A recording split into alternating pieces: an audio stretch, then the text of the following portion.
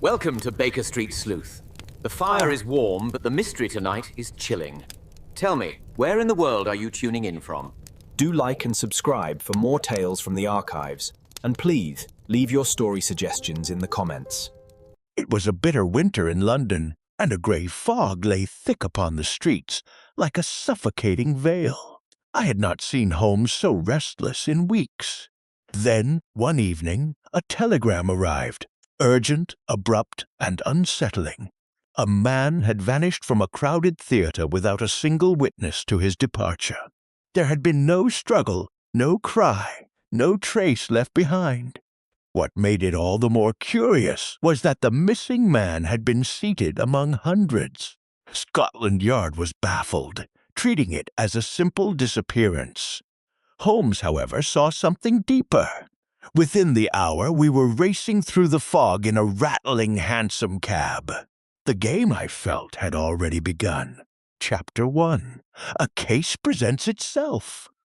It was on a cold January evening, when the wind rattled the windows of Baker Street and carried with it the mingled scents of coal smoke and damp wool, that the case first came to us. The fire burned low in the grate, casting a dull orange glow upon the familiar clutter of our sitting room, while Holmes sat in his armchair, long fingers steepled beneath his chin.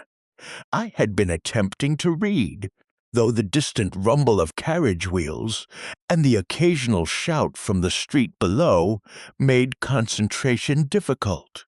Holmes, for his part, had shown signs of increasing restlessness throughout the day. He had taken to pacing the room, his slippers whispering against the worn carpet, before finally settling once more into his chair with a sigh that betrayed his impatience. I had observed such behavior before, and knew it to be the surest sign that his mind hungered for a problem worthy of its powers. "I fear, Watson," said he at last, breaking the silence, "that London has grown disappointingly dull." I smiled faintly at this remark, though I confess I did not entirely share his sentiment. The city, to my mind, was anything but dull. Its ceaseless activity and shifting dramas were more than sufficient for any ordinary observer. Yet Holmes required something more, something precise, something intricate. Before I could reply, there came a sharp knock at the door below, followed by the hurried footsteps of Mrs. Hudson upon the stairs. A moment later she entered bearing a telegram upon a small tray. The paper crackled faintly as Holmes took it, and I noticed at once the quickening of his expression. "Ah!" he murmured, tearing it open. "At last!" He read the message in silence, though I observed the subtle tightening of his jaw and the faint gleam that appeared in his eyes. When he had finished, he handed the paper across to me without comment. I confess I noticed nothing unusual in the wording at first glance, though perhaps you, dear reader, might have discerned more than I did. The message was brief. Urgent assistance required. Gentleman disappeared during performance at Lyceum Theatre. No trace, Inspector Lestrade. A disappearance, I said, looking up. Surely a matter for the police alone. Holmes rose at once, his earlier lethargy entirely dispelled. If it were merely a disappearance, my dear Watson, Lestrade would not trouble himself to summon me. No, there is something here which has perplexed him. He crossed to the mantelpiece and reached for his coat, the fabric rustling softly as he drew it about him. I noted the faint scent of tobacco that clung to the room, mingled now with the sharper tang of the cold air creeping in through the window frame. "Consider the circumstances," Holmes continued. "A man vanishes in a crowded theatre. Hundreds present, yet no one observes his departure. No disturbance, no alarm. Does that strike you as ordinary?" I hesitated, for I could not immediately frame a satisfactory answer. "It is certainly unusual," I admitted, "but perhaps he simply slipped away unnoticed." Holmes turned upon me with a faint smile. "And yet Lestrade finds it worthy of note. I set down the facts as we know them, Watson. The crowded setting, the absence of witnesses, the urgency of the telegram. What would you conclude? I confess I was at a loss. The significance of these details escaped me entirely. I wonder if it escaped you as well. Within minutes, we were descending the stairs and stepping out into the chill embrace of the London night. The fog hung low, muffling the sounds of the city, so that the clatter of hooves and the creak of wheels seemed distant and subdued. A hansom cab was hailed, and we soon found ourselves hurtling through the dimly lit streets, the driver urging his horse onward with sharp cries. As we rode, Holmes remained silent, his gaze fixed upon the shifting shapes beyond the cab window. I could hear the rhythmic beat of the horse's hooves against the cobblestones, mingled with the occasional shout of a passer-by and the distant tolling of a church bell. The air within the cab was cold enough to bite at the skin, and I drew my coat tighter about me. "What do you make of it?" I ventured at last. Holmes did not immediately reply. Instead, he reached into his pocket and produced a small notebook, flipping it open with practiced ease. "The Lyceum Theatre," he said thoughtfully, "a place of some renown. Crowded performances, attentive audiences. For a man to vanish there without notice. No, Watson, it suggests design." "Design?" I echoed. "Yes. Either the man did not wish to be seen leaving, or someone ensured that he would not be seen at all." The words sent a faint chill through me, though whether it was the cold air or the implication behind them, I cannot say. I gazed out into the fog, where the gas lamps flickered like distant stars, and felt a growing unease settle upon my mind. I did not understand then, though I fancy some readers have already guessed, that this was no ordinary disappearance. There was, even in those early moments, a sense of something darker at work, something carefully concealed beneath the surface of events. Our cab drew to a halt at last before the theatre, its grand facade looming dimly through the mist. A small crowd had gathered near the entrance, their voices hushed and speculative. The smell of damp stone and horse sweat mingled with the faint perfume of those emerging from the evening's entertainment. Inspector Lestrade stood waiting for us beneath the awning, his thin figure wrapped in a heavy coat. He stepped forward at once as we alighted, his expression a curious blend of relief and irritation. "Mr. Holmes," said he, "I'm glad you've come. It's the strangest business I've seen in years." Holmes inclined his head slightly. "So your telegram suggested. Pray enlighten us." Lestrade glanced about him before lowering his voice. "The man's name is Arthur Pembroke, a gentleman of means. He attended the performance this evening, took his seat, and was seen by several witnesses during the first act. Yet when the interval came, he was gone." "Gone?" I repeated. "Without a word to anyone. Without so much as a trace," said Lestrade grimly. "His coat remains on the back of his seat, his hat beneath it. No one saw him leave. No one heard anything unusual." Holmes' eyes gleamed faintly. "Indeed," he murmured. "Most intriguing. I confess that, even as I listened, I could form no clear picture of how such a thing might occur. The theatre stood before us, vast and imposing, filled with people, and yet concealing a mystery that defied explanation. Looking back, the clue was plain as day. Did you see what I missed?" Lestrade gestured toward the entrance. "You'd best see for yourself." Holmes stepped forward without hesitation, and I followed close behind, my mind filled with questions and a growing sense of anticipation. What had happened within those walls, and how could a man vanish so completely in the midst of a crowd? What awaited us inside, I could scarcely have imagined. Chapter 2. Into London's streets. The interior of the Lyceum Theatre retained the lingering warmth of the assembled crowd, though the performance had long since ended. Gas lamps flickered along the crimson walls, casting a soft glow upon the velvet seats, while the faint scent of perfume, cigar smoke, and damp wool hung stubbornly in the air. The muffled echo of footsteps upon the wooden floors lent the place an almost hollow quality, as though the theatre itself still whispered of the evening's mystery.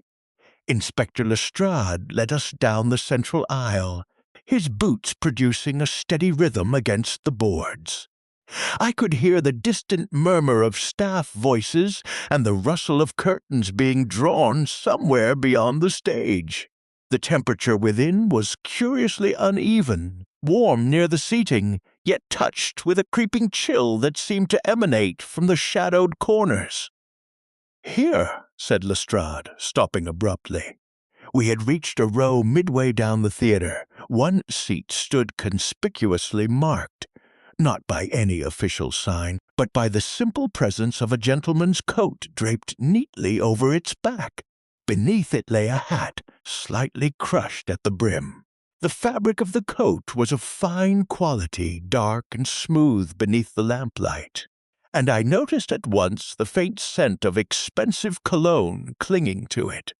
Holmes bent over the seat without a word, his long fingers brushing lightly against the cloth. I remained standing, observing what little I could. There seemed nothing remarkable about the arrangement. Indeed, I confess I noticed nothing unusual, though perhaps you, dear reader, were more observant. Mr. Pembroke was seated here throughout the first act, Lestrade explained. Witnesses confirm he was alone. No companions, no interruptions. Holmes crouched, examining the narrow space between the seats. "And during the interval?" "Gone," said Lestrade, as though he had melted into thin air. Holmes gave a faint hum of interest and rose, his gaze sweeping across the surrounding rows. "The audience, were they attentive to the stage?" "Of course they were. It's a popular performance." Holmes nodded slightly. "Then their attention would have been directed forward. A man might move with a degree of freedom, provided he avoided drawing notice." I frowned at this, uncertain of its significance. Consider the facts as we knew them. A crowded theatre, a seated gentleman, a discarded coat, and no witness to his departure. What would you conclude? I confess I could reach no satisfactory answer. Holmes moved along the row, pausing now and again to inspect the floor. I heard the faint scrape of his boot against the boards and the distant creak of ropes from the stage machinery beyond. At length he stopped and gestured toward a narrow passage that led toward the side exit. "Who had access to this corridor?" he asked. "Staff and patrons alike," Lestrade replied. "Though it's not commonly used." Holmes smiled faintly. "Which makes it all the more useful." We followed the passage, the air growing noticeably cooler as we moved away from the main hall. The scent here was different, less of perfume and tobacco, more of dust and aged wood. A draught crept along the corridor, carrying with it a faint trace of the outside fog. At the end stood a small door, its brass handle dull with use. Lestrade pushed it open, and we stepped out into a narrow alley behind the theatre. The night air struck me at once, sharp and biting, filled with the smells of damp stone, horse manure, and the distant river. "This exit leads directly to the street," said Lestrade. "No one recalls seeing him leave by this way." Holmes stepped into the alley, his gaze lowering to the ground. The cobblestones were slick with moisture, reflecting the dim glow of a nearby lamp. I could hear the faint drip of water from the eaves and the distant rumble of a passing carriage. "And yet," Holmes murmured, "if he did leave, it must have been by some such route." He knelt, examining the stones with care. I watched him closely, though I could discern nothing of note. The ground appeared as any other might.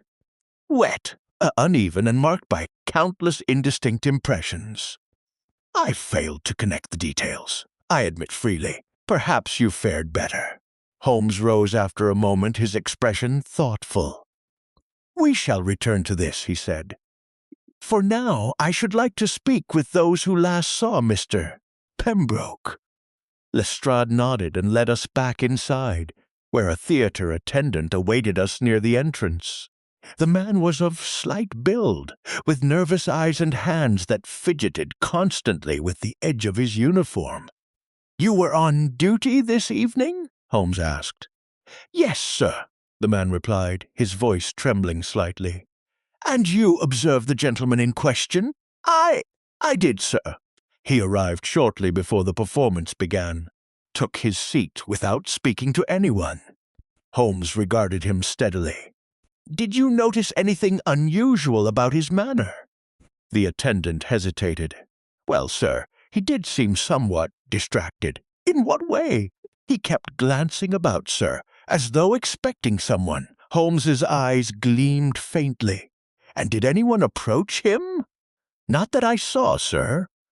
Holmes nodded and turned away, leaving the man visibly relieved. I could not help but feel that we had gained little from the exchange. Yet Holmes appeared satisfied, or at least intrigued. Our next stop took us to a nearby coffee house, where several patrons of the theatre had gathered to discuss the evening's events. The room was warm and thick with the aroma of roasted beans, sweet pastries, and pipe smoke. The clatter of cups and the murmur of conversation filled the air, creating a lively contrast to the somber theatre we had left behind.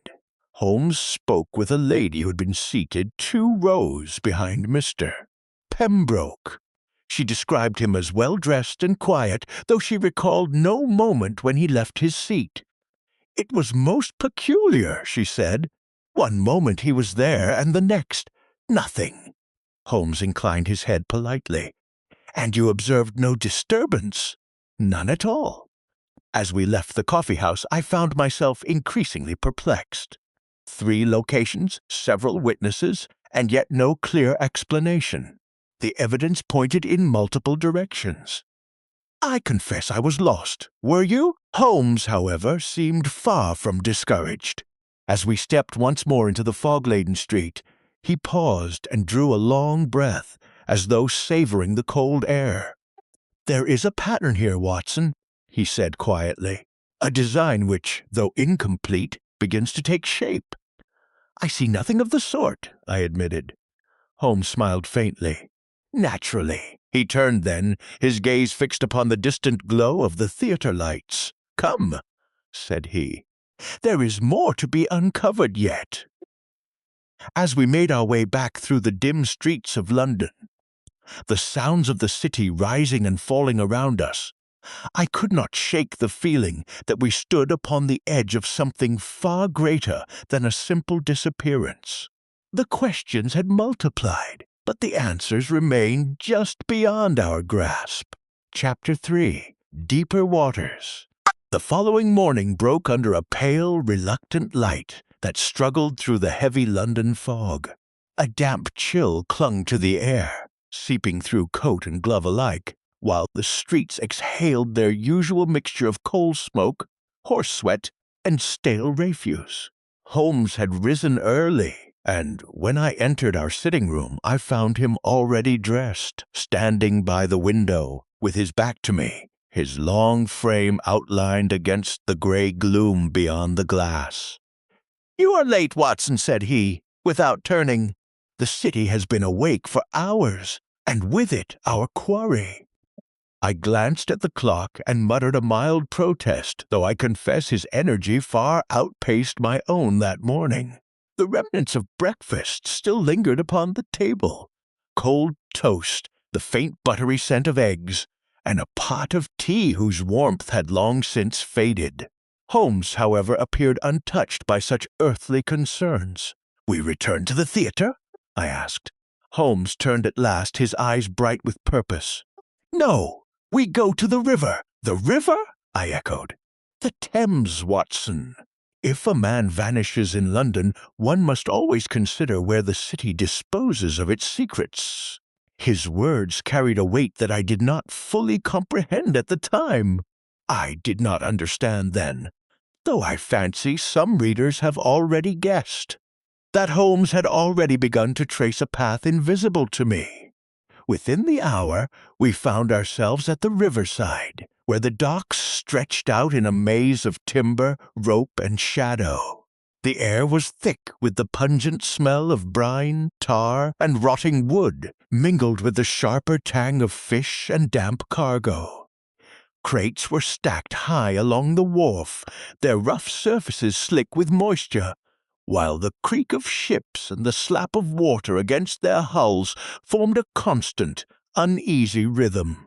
A cold wind swept across the river, biting at the skin and carrying with it a faint metallic taste. I drew my coat tighter, stamping my feet against the chill, while Holmes moved forward with quick, deliberate steps, his gaze fixed upon the activity before us. Men labored along the docks, their voices rough and loud above the din. Chains clanked, barrels rolled, and somewhere a foreman shouted orders with relentless vigor. The scene was one of ceaseless motion, and yet Holmes appeared to isolate details within it with uncanny precision. "Observe, Watson," said he, pausing near a stack of crates, "the nature of this place." I looked about me, seeing little beyond the obvious. "It is a dock, Holmes, busy, unpleasant, and cold." Holmes gave a faint smile. "Precisely, and therefore ideal." He crouched beside a wooden crate, running his fingers lightly along its edge. The wood was rough and splintered, leaving faint impressions upon the skin. I noticed a dark stain near its base, though I could not determine its origin. "A man seeking to disappear," Holmes continued, "requires two things: opportunity and concealment. The theater provided the former. The river, I suspect, provides the latter." I frowned, struggling to follow his reasoning. "You believe, Mr. Pembroke came here?" "I believe," said Holmes, rising, "that something connected to his disappearance leads here." He began to walk along the wharf, his pace unhurried yet purposeful.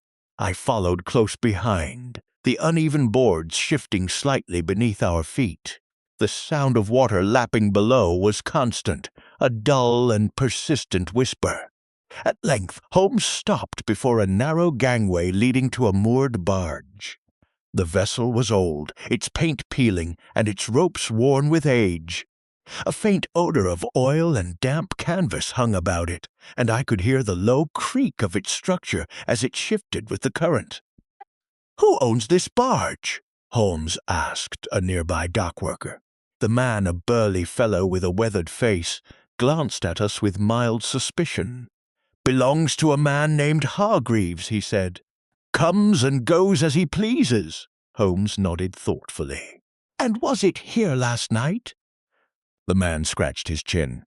I believe it was."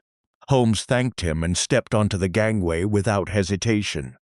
The wood flexed beneath his weight, producing a soft groan. I followed, though not without some apprehension, for the river below looked dark and uninviting. The deck of the barge was damp beneath our boots, its surface cold to the touch. Coils of rope lay scattered about, their coarse texture rough against the fingers. A faint smell of tobacco lingered in the air, suggesting recent occupation. Holmes moved toward the center of the deck, his eyes scanning every inch. "There has been activity here," he said quietly. "Surely that is to be expected," I replied. "It is a working vessel." Holmes shook his head. "Not of the usual sort?" He pointed to a section of the deck where the moisture had been disturbed, leaving faint, irregular patterns. I bent closer, though I confess I could make little of it. Holmes knelt, his gaze intent. "Observe the impressions," he said. "Not the heavy tread of laborers, but something lighter, hesitant." I strained to see what he described, but the details eluded me. I confess I had failed to connect the significance of such marks. Perhaps you, dear reader, have been more perceptive. Holmes rose and turned toward the small cabin at the rear of the barge. The door creaked softly as he pushed it open, revealing a cramped interior filled with the scent of stale air and damp wood. A lantern hung from a hook, its glass smudged, while a narrow table stood against the wall. Upon that table lay a single object, a glove. It was of fine leather, dark in color, and unmistakably of a gentleman's quality. Holmes picked it up carefully, examining it with keen interest. "Mr. Pembroke's?" I suggested. "Almost certainly," Holmes replied. He turned the glove in his hand, his expression sharpening. "Note the wear upon the fingers," he said, "and the faint residue here." He indicated a small discolored patch near the cuff. I leaned closer, catching a faint, unfamiliar scent. Something chemical, sharp, and slightly bitter. Holmes inhaled lightly, then nodded. "Yes," he murmured. "This confirms it." "Confirms what?" I asked. Holmes straightened, his eyes alight with that familiar gleam which I had come to associate with discovery. That our man did not leave the theater of his own accord. A chill ran through me at his words. "You mean?" "He was taken, Watson," said Holmes quietly, "and brought here." The implication was as startling as it was disturbing. I glanced about the small cabin, imagining the unseen events that must have transpired within those narrow walls. The air seemed colder now, the silence heavier. Holmes paced slowly, his hands clasped behind his back. "This reminds me," he said, "of a case some years ago involving a merchant who vanished from a crowded marketplace. The circumstances were different, yet the principle was the same. The man had been rendered insensible and transported under the guise of ordinary activity. The human eye, Watson, is remarkably selective. It sees what it expects to see, and overlooks the rest." He paused, then added, "In that instance, the victim was concealed within a crate of textiles and carried away in plain sight. The solution lay not in the extraordinary, but in the ordinary misunderstood." I listened intently, though the full significance of his words did not yet settle in my mind. The answer lay before us, hidden in plain sight. "What do we do now?" I asked. Holmes turned toward the door, his expression resolute. "We find Hargreaves," he said, "for he, I suspect, holds the next piece of this puzzle." As we stepped back out onto the deck, the wind rose suddenly, carrying with it the distant cry of gulls and the relentless murmur of the river. I could not shake the feeling that we had crossed some unseen threshold, that the mystery, once merely puzzling, had now taken on a far more sinister character. Had I known what awaited us in the hours to come, I might have hesitated. Chapter 4.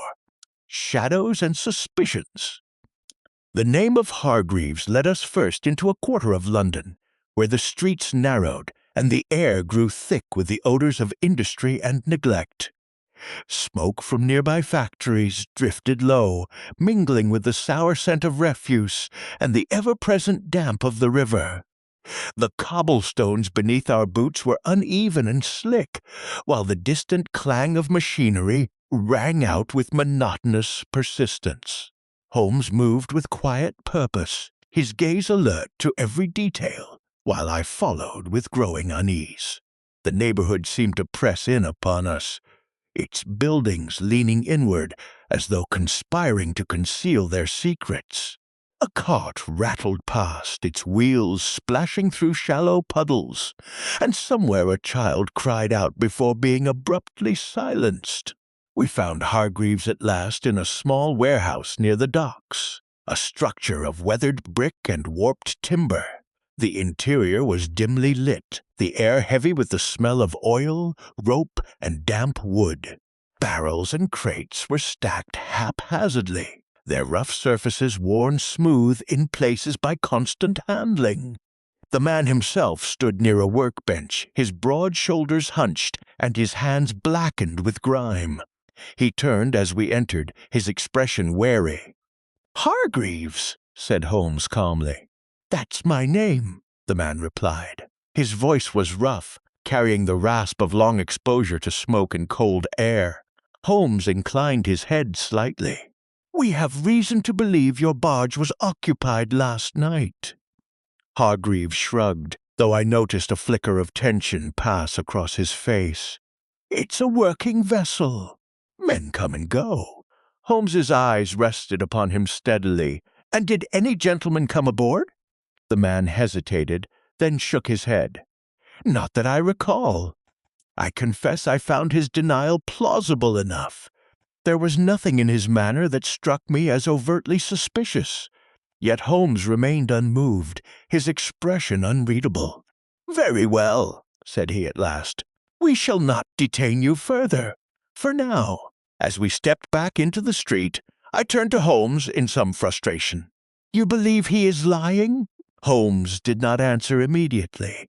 Instead, he lit his pipe, the faint scent of tobacco curling into the cold air. "I believe," he said slowly, "that he knows more than he is willing to say." We proceeded next to a modest lodging-house not far from the theatre, where Mr. Pembroke had reportedly resided. The landlady, a stout woman with sharp eyes, received us in a narrow hallway that smelled faintly of soap, stale food, and damp carpets. "Mr. Pembroke was a quiet tenant," she said, wringing her hands slightly. "Paid his rent on time, kept to himself." Holmes nodded. "Did he receive visitors?" "Once or twice," she replied. "A gentleman called upon him last week. Tall, well-dressed. Foreign, I'd say, from his accent." Holmes's gaze sharpened. "Did you hear their conversation?" "No, sir, but it seemed tense." I glanced at Holmes, though I could not immediately grasp the importance of this detail. 3 men had opportunity, perhaps more.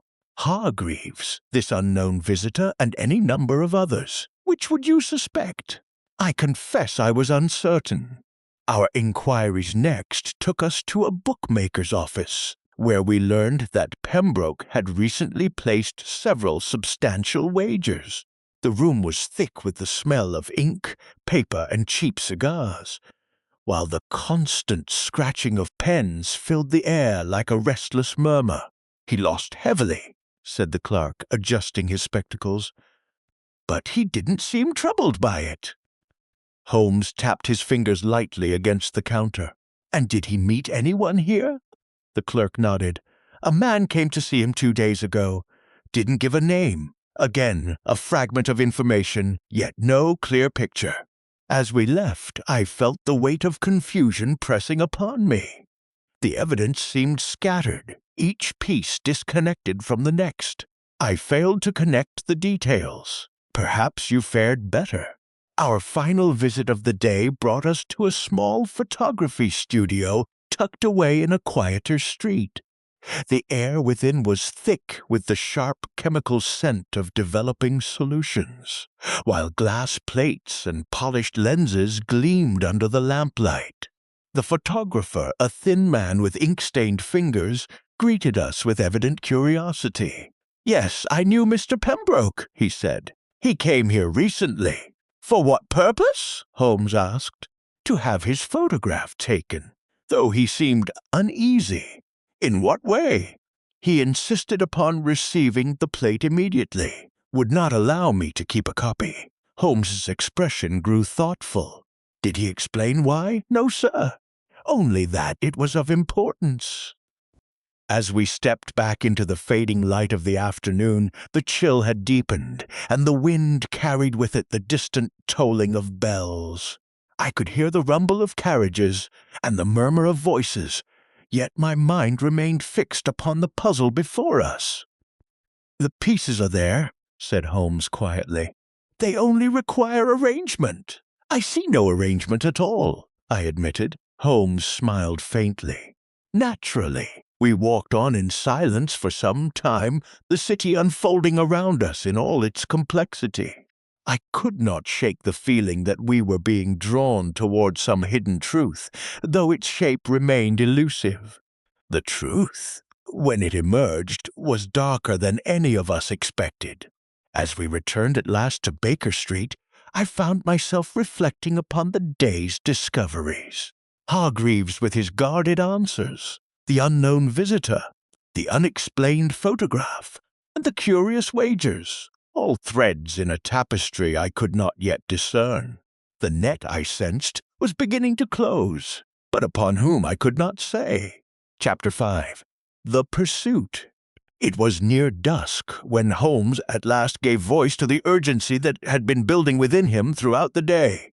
The light had begun to fade into that peculiar violet hue so common to London evenings, while the chill in the air deepened, and the smell of coal smoke thickened along the streets.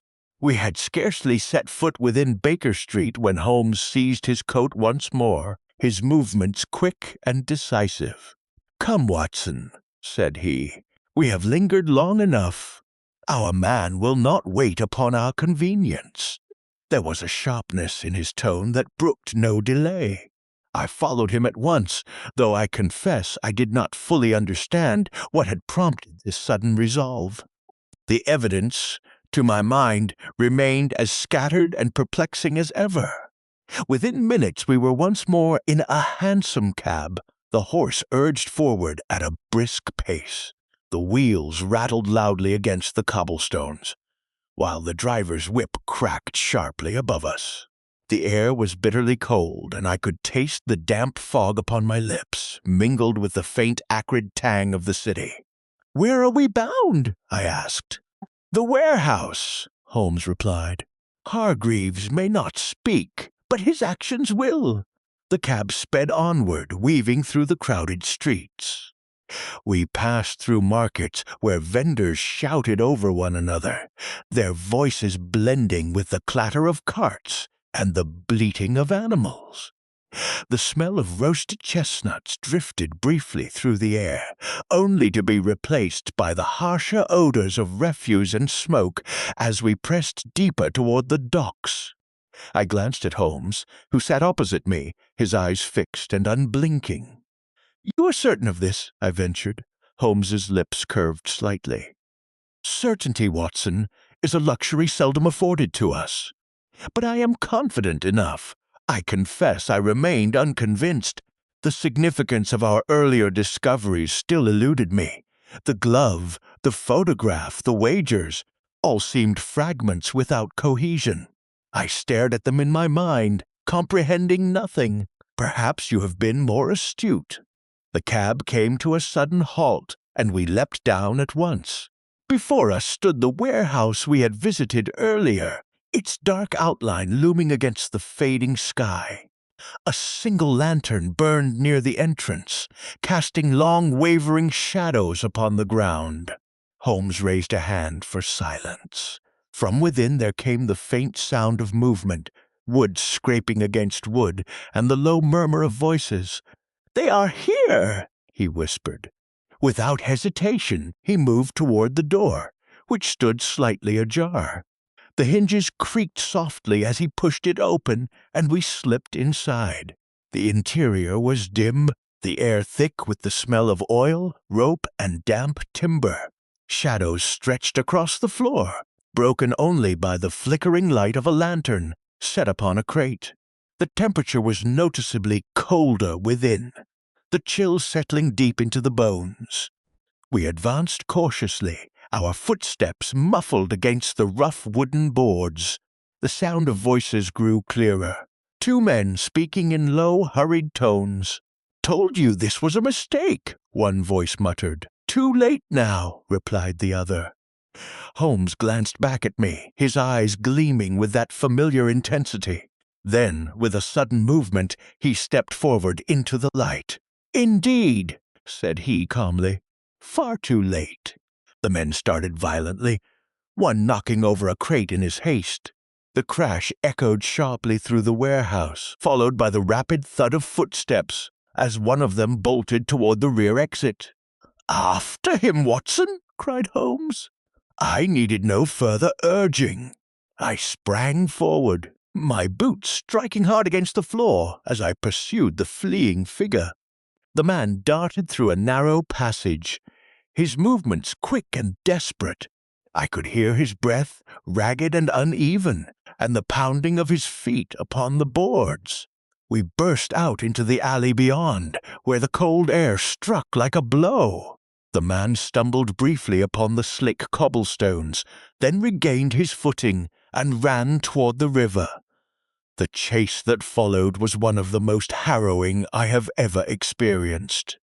The ground was treacherous beneath our feet, and the fog hung thick, obscuring our path. I could hear the distant cries of dock workers, the creak of ships, and the relentless slap of water against the quay. The man reached the edge of the wharf and attempted to leap onto a waiting boat. His foot slipped upon the wet surface, and he staggered, giving me the moment I needed. I lunged forward, seizing him by the coat and dragging him back. He struggled fiercely, his hands clawing at mine, but I held fast. The rough fabric tore slightly beneath my grip, and I could feel the cold dampness seeping through to my skin. Holmes arrived moments later, his breathing steady despite the exertion. He regarded the captured man with a calm, almost clinical interest. "Mr. Hargreaves, I presume," said he. The man glared at him, his chest heaving. "You've no right. On the contrary," Holmes interrupted smoothly. "We have every right." Lestrade and his men, who had evidently been summoned in advance, appeared soon after, their presence bringing a sense of finality to the encounter. The clink of handcuffs echoed faintly, mingling with the sounds of the river. As Hargreaves was led away, I turned to Holmes, my mind still racing. "You expected this," I said. Holmes nodded.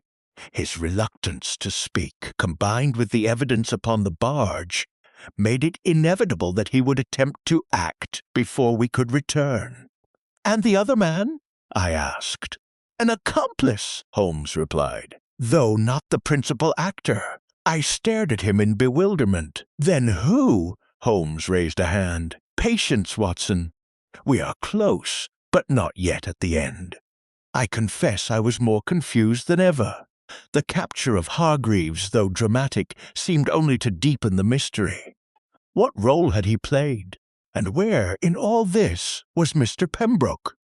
The wind rose once more, carrying with it the cold breath of the river and the distant cries of gulls.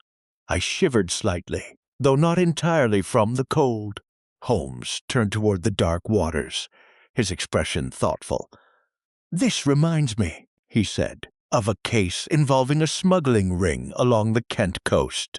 The men employed similar tactics, using legitimate trade as a cover for their activities. The solution lay not in the goods themselves, but in the patterns of their movement." He glanced at me briefly. "In that instance, as in this, the truth revealed itself through action rather than words. I considered this, though its full meaning escaped me. The pieces were drawing closer together, yet the picture remained incomplete. As we made our way back through the shadowed streets, I could not shake the feeling that we stood upon the threshold of revelation.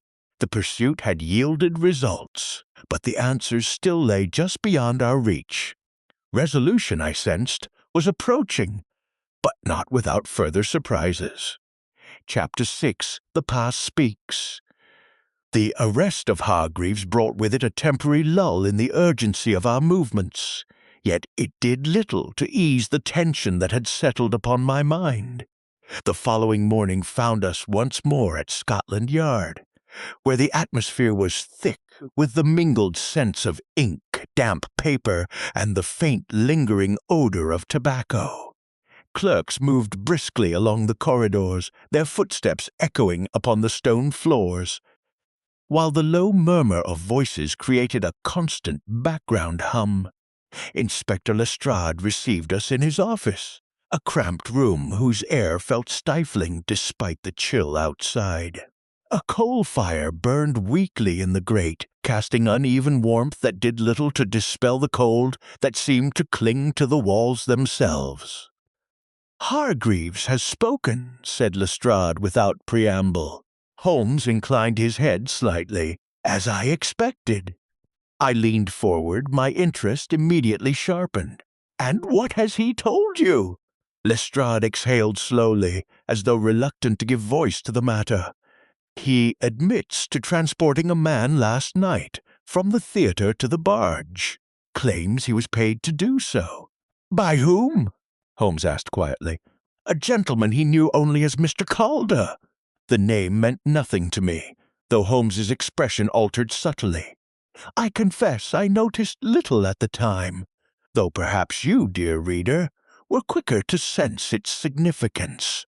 Hargreaves insists, Lestrade continued, that the man was already unconscious when he was brought aboard. Says he had no part in whatever happened afterward. Holmes clasped his hands behind his back and began to pace slowly across the room. The soft scrape of his boots against the floor punctuated the silence. "And the destination?" he asked. Lestrade hesitated. "That's where it grows more troubling. He claims the man was not meant to leave the river." A chill passed through me at these words, sharper than any winter wind. "You mean?" "I mean," said Lestrade grimly, "that Pembroke was likely meant to die." The implication hung heavy in the air. I could hear the faint crackle of the fire and the distant clang of a door somewhere down the corridor. The room seemed suddenly smaller, the air thicker. Holmes stopped pacing and turned to face us. "Hargreaves is telling the truth, at least in part," he said. "He is a tool, not the architect. And this Calder?" I asked. "Who is he?" Holmes's eyes gleamed faintly. "That is precisely what we must discover." We spent the next hour examining what little was known of the name. Records were consulted, inquiries made, yet no clear identity emerged. The name seemed to exist only in fragments, attached to no fixed person. I confess I grew increasingly frustrated. The significance of these developments escaped me entirely. I wonder if it escaped you as well. At length, Holmes requested access to Pembroke's personal effects, which had been recovered from his lodging. We were shown into a smaller room where the items lay arranged upon a table. The air here carried the faint scent of leather and paper, with a sharper undertone of chemical residue that immediately caught Holmes's attention. Among the belongings were several letters, a pocket watch, and a small leather case. Holmes examined each in turn, his movements precise and deliberate. I watched closely, though I could discern nothing remarkable in the objects themselves. "Consider these," said Holmes, holding up one of the letters. "Correspondence of a routine nature. Yet note the handwriting." I peered at it, seeing only neat, orderly script. "It appears ordinary enough." "Precisely," Holmes replied. "Too ordinary." He set the letter aside and opened the leather case. Within lay several folded documents, their edges worn from handling. As he unfolded them, a faint metallic scent rose into the air. "These," said Holmes, "are not what they seem." I frowned, struggling to follow. "In what way?" Holmes glanced at me, his expression almost amused. "They are copies, Watson. Reproductions of something far more valuable." The realization dawned slowly upon me. "You mean forgeries?" "Not forgeries," Holmes corrected. "Dupies." He turned one of the documents toward the light, revealing faint markings that had previously escaped my notice. The reader may draw their own conclusions, for I confess I had none at that moment. Holmes replaced the documents carefully. Pembroke was in possession of something important, something worth both money and danger. "And this Calder sought it?" I asked. "Undoubtedly." We returned to Baker Street later that afternoon, the sky darkening once more as the fog thickened. The familiar scent of our rooms, tobacco, books, and the faint trace of Mrs. Hudson's cooking offered a brief sense of comfort. Holmes, however, remained restless. He paced the room, his long strides carrying him from window to fireplace and back again. The violin lay untouched upon the table, though I could see that his thoughts were far from music.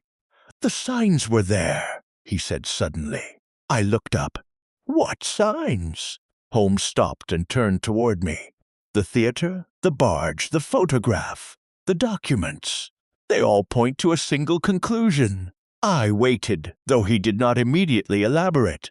"In hindsight," he continued, "we should have known. The signs were there. I confess that even then, the truth remained just beyond my grasp. Perhaps you have already seen it more clearly than I did." Holmes resumed his pacing, his expression one of intense concentration. "This is no mere crime of opportunity," he said. "It is a calculated operation, involving planning, resources, and a clear objective." "And that objective?" I pressed. Holmes paused, his gaze fixed upon the fire. "To obtain something Pembroke possessed, and to ensure his silence thereafter." A grim silence followed his words. The crackle of the fire seemed louder now, and the shadows upon the walls deeper. "What of Pembroke himself?" I asked quietly. "Is there any hope?" Holmes did not answer at once. When he did, his voice was measured, almost somber. "We must proceed on the assumption that he is no longer alive." The weight of that statement settled heavily upon me. The case, which had begun as a puzzling disappearance, had now revealed its darker nature. The transformation was complete, the mystery no longer one of absence, but of murder. As I sat there, reflecting upon all that had transpired, I could not help but feel that we stood upon the edge of revelation. The past had begun to speak, and its voice was one of warning. Yet the final truth remained hidden, waiting, as ever, for Holmes to uncover it. Chapter 7. The Truth Emerges. It was shortly after nightfall when Holmes declared that the matter had reached its turning point.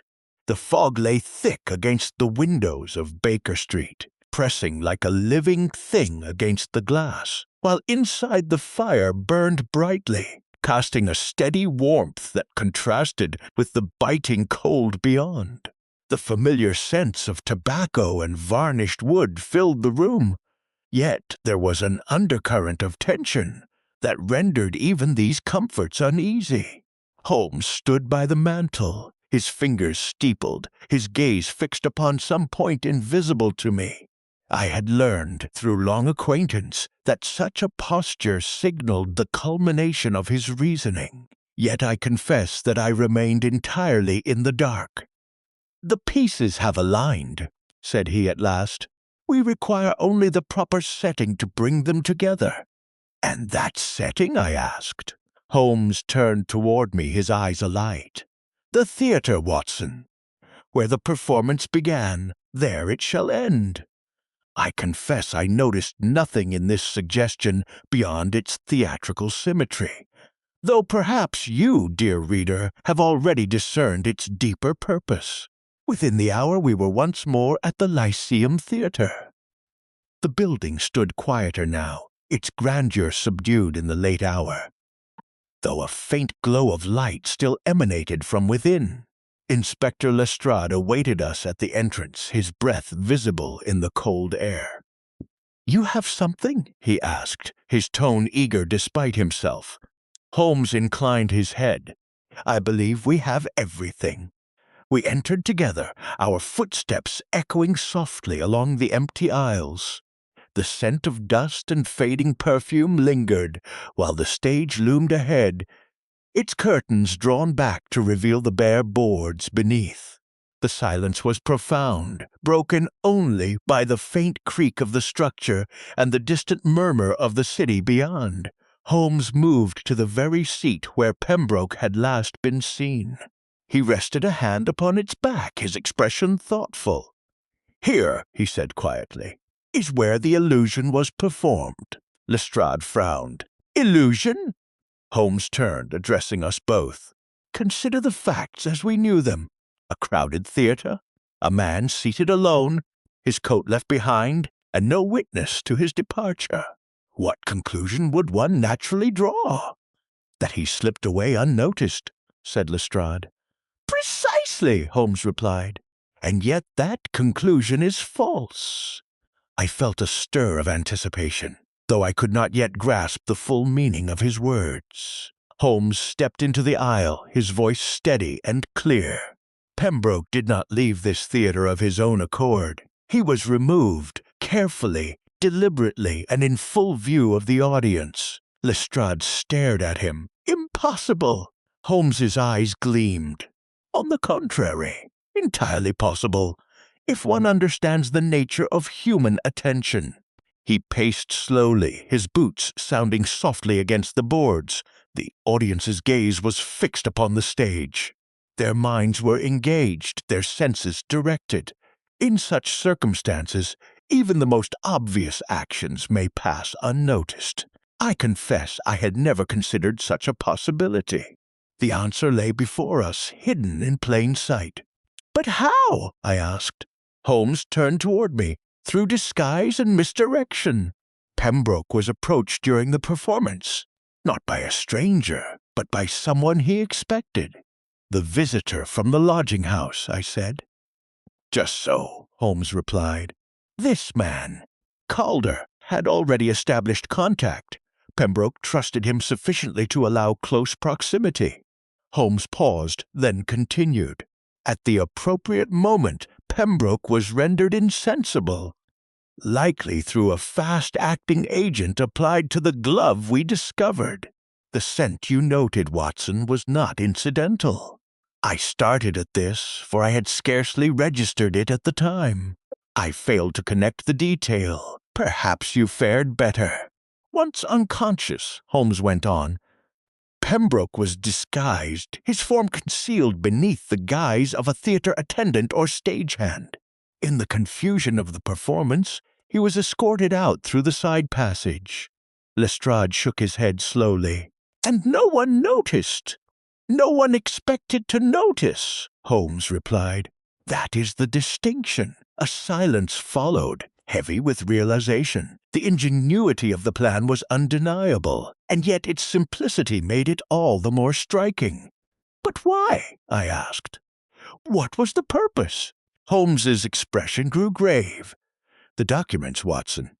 Pembroke possessed copies of sensitive material, likely of international significance. Calder sought them, and Pembroke refused," Lestrade suggested. "Undoubtedly. Hence the need for force."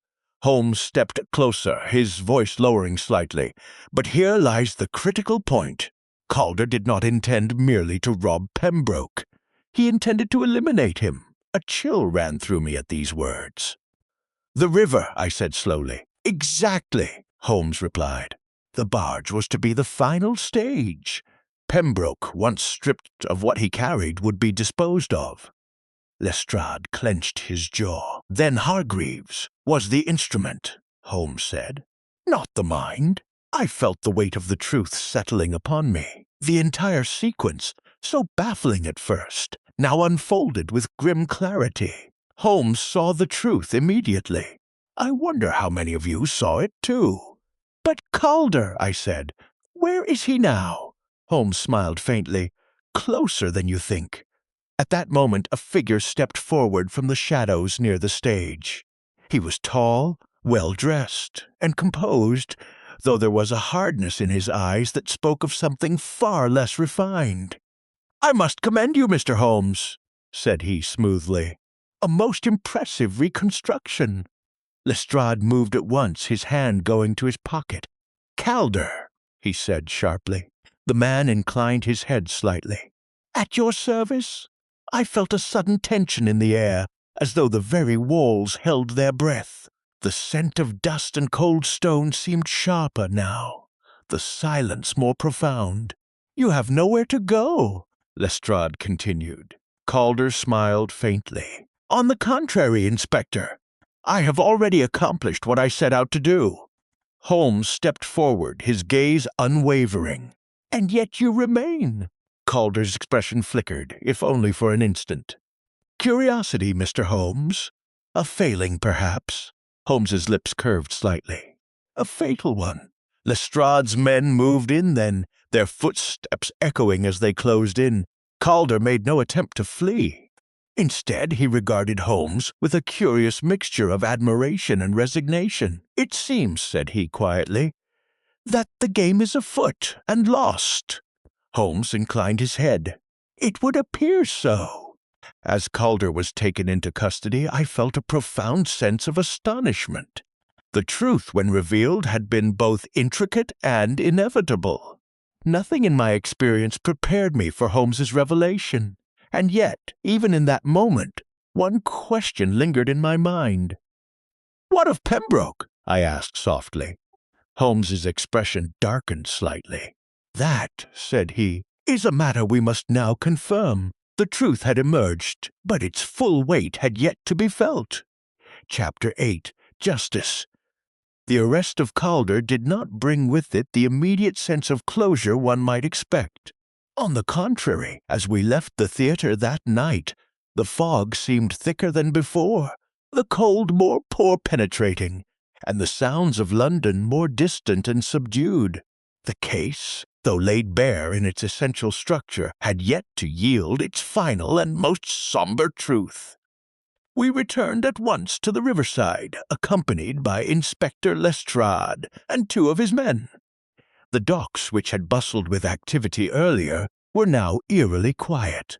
A few lanterns flickered along the wharf, casting pale, unsteady light upon the damp boards. The smell of the Thames was stronger here at night, brackish, heavy and tinged with decay. The wind swept across the water in sharp gusts, carrying with it the distant cry of gulls and the low creak of moored vessels.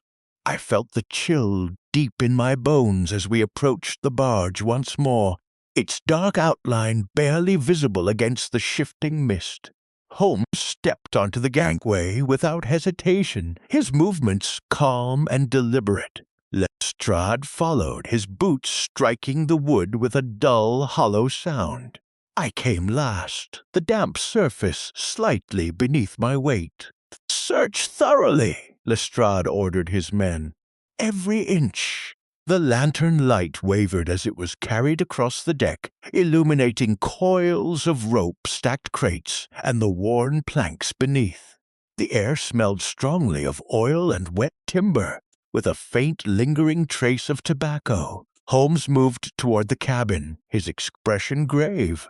I followed close behind, my senses heightened by a growing sense of dread. The door creaked softly as he opened it, revealing the cramped interior we had seen before. At first glance, nothing appeared changed. The table stood where it had been. The lantern hung in its place, and the air remained thick and stale. Yet Holmes's gaze swept the room with renewed intensity, as though seeking something previously overlooked. "Here," he said quietly. He knelt beside the floor, where a section of the boards showed faint signs of disturbance. The wood was darker in that area, as though recently exposed to moisture. Holmes ran his fingers along the edge, then pressed gently. The board shifted slightly. Lestrade stepped forward at once. "What have you found?" Holmes did not answer immediately. Instead, he pried the board loose with careful precision. A faint, unpleasant odor rose at once, something heavy and unmistakable. I confess I recoiled instinctively, the smell striking at once with a sickening force. It was the odor of decay, faint yet undeniable. "Good God!" I murmured. Holmes replaced the board slowly, his expression somber. "I believe," said he, quietly, "we have our answer." Lestrade's face hardened. "Then it's as we feared." The men continued their search, though the discovery had already spoken more clearly than any further evidence could. The truth, when it emerged, was darker than any of us expected. We returned to shore in silence, the weight of the discovery pressing heavily upon us all. The cold seemed sharper now, the fog more oppressive. I could taste the dampness in the air, bitter and metallic, as though the very atmosphere bore witness to what had occurred. Back at Scotland Yard, Calder was brought in for questioning. The room was stark and dimly lit, the air thick with the scent of ink and damp stone. Calder himself appeared composed, though there was a subtle tension in his posture that betrayed his situation. "You've found him, then?" he said, as Holmes and Lestrade entered. Holmes regarded him steadily. "We have found enough." Calder inclined his head slightly. "Then there is little left to say." Lestrade stepped forward. "You'll say what's required." Calder smiled faintly, though there was no warmth in it. "Very well." Pembroke was uncooperative. He refused to surrender the documents willingly. "And so you murdered him," Lestrade said bluntly. Calder's expression did not change. "I ensured that he would not interfere further." I felt a surge of anger at the coldness of his tone. "You speak of it as though it were nothing." Calder glanced at me briefly. "In my line of work, Doctor, sentiment is a liability." Holmes stepped forward, his voice calm but firm. "And yet it has been your undoing." Calder's eyes flickered, though he said nothing. Holmes continued. "You underestimated the significance of the details. The glove, the movement through the theater, the barge. Each left its mark." Calder gave a slight shrug. "No plan is perfect." "No," Holmes agreed. "But yours was flawed from the beginning. You relied too heavily upon invisibility, upon the assumption that no one would look closely enough." A silence followed, broken only by the faint ticking of a clock upon the wall. The room felt close, the air heavy with the weight of what had been said. I confess that, even then, I struggled to reconcile the man before me with the crime he had committed. His calm demeanor, his measured speech, it all seemed at odds with the brutality of his actions. Nothing in my experience prepared me for Holmes's revelation, nor for the stark reality that followed it. Calder was led away shortly thereafter, his fate sealed by the evidence against him. As he passed, he paused briefly and looked toward Holmes. "You are an extraordinary man, Mr. Holmes," he said quietly. Holmes inclined his head. "I merely observe what others overlook." With that, Calder was gone. We stepped out into the night, once more the cold air striking us with renewed force. The city continued as it always did, carriages rattling, voices murmuring, the distant hum of life persisting despite the darkness that had unfolded within it. Lestrade turned to Holmes. "It's done, then?"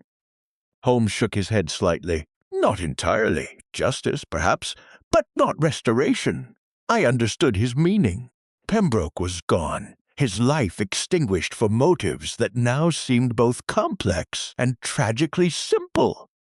As we made our way back through the fog-laden streets, I found myself reflecting upon the events that had brought us to this point. The mystery had been unraveled, the culprit identified and apprehended, yet the cost remained starkly evident. The consequences of the crime were unfolding, touching all those connected to it in ways both seen and unseen. And though justice had been set in motion, it could not undo what had been done. Chapter 9. Restoration. The weeks that followed the conclusion of the Pembroke affair unfolded with a measured deliberation that stood in stark contrast to the urgency of its investigation. London, ever indifferent to individual tragedy, resumed its usual rhythm.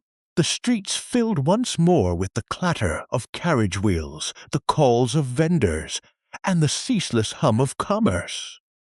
Yet for those of us who had witnessed the case from its inception, there remained an undercurrent of reflection that could not be so easily dismissed. The legal proceedings against Calder were swift, though not without their complexities. I attended the sessions at the Old Bailey alongside Holmes, seated among a crowded assembly whose murmurs rose and fell like the tide. The air within the courtroom was heavy with the mingled scents of polished wood, ink, and the faint perfume of those gathered to observe. Calder stood composed throughout, his demeanor unchanged by the gravity of his situation. Witnesses were called, evidence presented, and the sequence of events laid bare with clinical precision. The glove, the documents, the testimony of Hargreaves, all combined to form a narrative as compelling as it was damning. I confess that, as I listened, I was struck by how clearly the facts aligned when presented in order. Looking back, the clue was plain as day. Did you see what I missed? At the time, I had found myself lost amid the fragments, unable to perceive the structure that Holmes had discerned with such certainty. Holmes himself spoke only briefly, his testimony delivered with characteristic clarity. He outlined the method by which Pembroke had been removed from the theatre, the reasoning behind Calder's actions, and the significance of the physical evidence we had uncovered. There was no embellishment, no unnecessary detail, only the essential truth. When the verdict was delivered, it came as no surprise. Calder was found guilty, his fate sealed by the weight of the evidence against him. There was no outburst, no dramatic display. He inclined his head slightly, as though acknowledging an inevitable conclusion, and was led away. Justice, in its formal sense, had been achieved. Yet as we left the courtroom, stepping once more into the cool air of the London street, I could not shake the feeling that justice alone did not equate to resolution. The wind carried with it the familiar scents of the city, coal smoke, damp stone, and the faint sweetness of roasted chestnuts from a nearby vendor. Life continued, indifferent and unyielding. What becomes of Pembroke's affairs? I asked as we walked. Holmes adjusted his coat against the chill. They will be settled in due course. His estate will pass to his nearest relations, and the matter will be closed, at least in the eyes of the law. And in yours? I pressed. Holmes was silent for a moment, his gaze directed ahead. In mine, Watson, the matter is already closed. The facts have been established, the perpetrator identified, and the mechanism understood. I considered this, though I could not entirely share his detachment. To me, the case still bore the weight of human consequence, the loss, the betrayal, the quiet devastation left in its wake. We paid a visit, some days later, to the lodging-house where Pembroke had resided. The landlady received us with a subdued manner, her earlier agitation replaced by a quiet resignation. The hallway seemed unchanged, though I noticed the absence of Pembroke's presence as keenly as if it had been a physical void. "Such a shame," she said softly. "He was a good tenant." Holmes inclined his head, offering what comfort he could. I observed the worn carpet beneath our feet, the faint scent of soap and lingering dampness, and felt a sense of finality settle upon the place. From there, we made our way to the small photography studio we had visited before. The sharp chemical odors still filled the air, though the photographer greeted us with a more solemn expression than on our previous encounter. "I've heard the news," he said. "A terrible business." Holmes examined the equipment briefly, his fingers brushing lightly against the polished surfaces. "Your work proved of great importance," he remarked. The man nodded, though his gaze drifted toward the window as though seeking escape from the memory of the case. The impact of the crime, I realized, extended far beyond its immediate participants. It touched all who had come into contact with it, leaving its mark in subtle and enduring ways.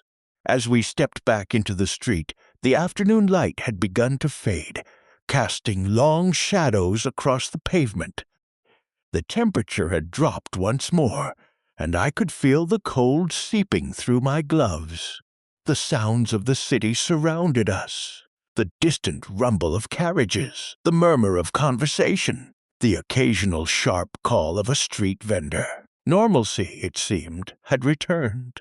And yet, as I walked beside Holmes, I found myself reflecting upon the case in its entirety. The mystery that had once appeared so impenetrable had been unraveled, its complexities reduced to a series of logical steps. The transformation was complete. The baffling had become understood, the hidden revealed. I confess that I could not help but admire the clarity of Holmes's mind, though I remained acutely aware of my own shortcomings in comparison. The evidence had been before me, the clues within reach, and yet I had failed to see what he had perceived so readily. Perhaps you, dear reader, followed the trail more closely than I. Holmes, for his part, seemed already to have moved beyond the case. As we returned to Baker Street, his demeanor grew lighter, his thoughts turning to other matters. The familiar comforts of our rooms, the warmth of the fire, the scent of tobacco, the quiet order of our surroundings welcomed us back. Order had been restored insofar as such a thing is possible. And yet, as I took up my pen to record these events, I found myself lingering upon the details, turning them over in my mind. For though the case was concluded, its lessons remained, quiet, persistent, and not easily forgotten. Chapter 10, Baker Street, Reflections. The fire in our sitting room at Baker Street burned with a steady, reassuring glow, casting long amber shadows across the familiar clutter of books, papers, and scattered notes that seemed to perpetually accumulate around Holmes's chair. Outside, London had settled into a damp evening calm, the fog pressing gently against the windows as though reluctant to relinquish its hold upon the city. Holmes sat in his armchair, idly turning a sheet of paper between his fingers, though I suspected his mind was already far removed from it. The faint scent of pipe tobacco lingered in the air, mingling with the smell of coal and polished wood. I had been writing for some time, recording the final observations of the Pembroke case, when the silence between us grew particularly contemplative. Mrs. Hudson had brought in tea earlier, its warmth now reduced to a faint steam rising from the cups upon the table. The room carried that peculiar stillness which follows the conclusion of intense activity, a quiet that feels almost unfamiliar after days of urgency. Holmes finally broke the silence. "You will note, Watson," said he, "that the most instructive cases are not those which are most complex in appearance, but those in which human behavior reveals its simplest truths." I set down my pen and regarded him. "And you consider this one of them?" A faint smile crossed his lips. Indeed, Pembroke's disappearance was never a matter of physical impossibility. It was a matter of expectation. What people believed they were seeing rather than what was actually before them. He leaned back slightly, steepling his fingers, as he often did when arranging his thoughts. The firelight caught the edge of his profile, highlighting the sharp lines of his features. "The theater provided the perfect veil," he continued. "Crowded minds, directed attention, and the assumption that nothing extraordinary would occur in such a setting. Calder understood this well. He relied not upon concealment of action, but concealment of perception. I considered this in silence. The events of the case unfolded again in my mind. The packed auditorium, the unnoticed removal, the barge upon the Thames. The solution, once revealed, seemed almost disarmingly simple. And yet I confess that at the time I saw nothing. I wonder how many of those who read this account would have fared differently. Holmes rose and moved toward the mantel, where he briefly adjusted the position of a small bronze figurine. The gesture was absent-minded, yet precise, as though even disorder in inanimate objects offended his sensibilities. "What of Calder now?" I asked. "He will be transported," Holmes replied, "and in time he will become a footnote in the records of those who believe themselves masters of subtlety." And Pembroke, I added more quietly. Holmes paused for a moment before answering. Pembroke is beyond our reach now.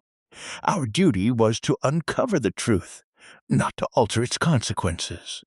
A silence followed, filled only by the faint crackle of the fire and the distant sound of carriage wheels passing along the street below. The city outside continued its indifferent rhythm, unaffected by the resolution of our case. I leaned back in my chair, feeling the weight of the preceding week settle into memory.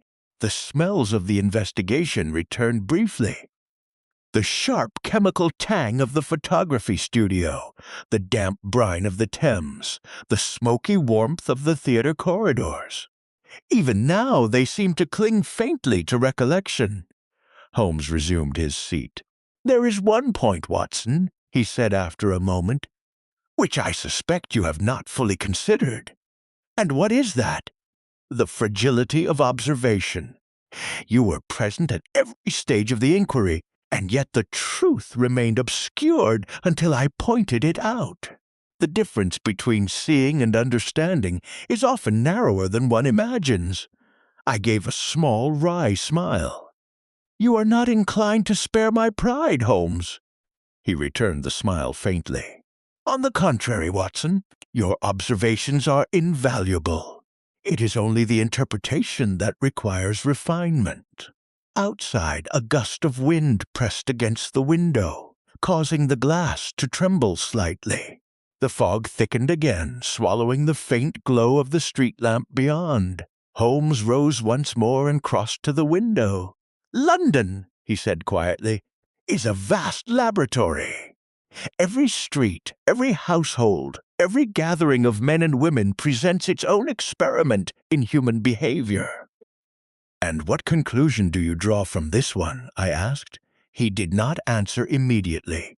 Instead, he gazed out into the fog, his reflection faintly superimposed upon the glass. "That truth," he said at last, "is rarely hidden. It is merely overlooked." The words lingered in the room long after he had spoken them. We sat in companionable silence.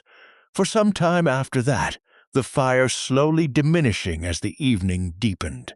The case of Arthur Pembroke, with all its complexities and revelations, now belonged to memory. Yet I could not help but feel that its lessons would remain with us far longer than its events. Holmes eventually returned to his chair, retrieving his violin from its case. The first notes were soft and uncertain, filling the room with a quiet melancholy that suited the hour. I continued my writing, the scratch of my pen blending with the music and the faint crackle of the dying fire. Outside, London slept uneasily beneath its veil of mist and smoke. Within Baker Street, however, there was a sense of completion. Not of finality in the grand sense, but of a cycle concluded, awaiting the next disturbance to bring us once again into motion. As I close this account, I am reminded that such resolutions are rarely as absolute as they appear. The city endures, the mysteries continue, and Holmes remains ever watchful for the next disturbance in its seemingly ordered chaos. And as for myself, I remain, as ever, both participant and observer in the unfolding theatre of London's hidden affairs.